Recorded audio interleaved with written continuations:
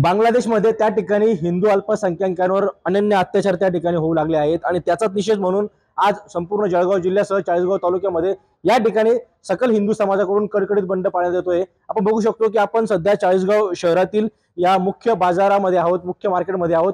या ठिकाणी आपण जर बघितलं तर पूर्णतः जे दुकान आहे ते या ठिकाणी बंद करण्यात आले। एकंदरीत बांगलादेशमध्ये जी अराजकता माजली त्या अराजकतेमध्ये त्या ठिकाणी हिंदू अल्पसंख्याकांचा जो समाज त्या ठिकाणी होता त्या धर्मावर त्या समाजावर त्या ठिकाणच्या नागरिकांनी त्यांचे घर जाळले, त्याचबरोबर त्यांच्यावर त्या ठिकाणी त्यांचे खून केले, त्याचबरोबर हिंदू मंदिराच्या त्या ठिकाणी उद्ध्वस्त करण्यात आली। याचा निषेध म्हणून या ठिकाणी सकल हिंदू समाजाकडून बंद पाळण्यात येत आहे। खिमजन कुमत, TV9 मराठी, चाळीसगाव जळगाव।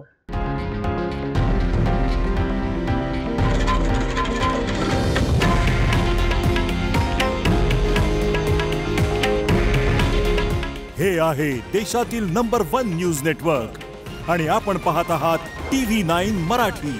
काळजी तुमची, हित महाराष्ट्राचं।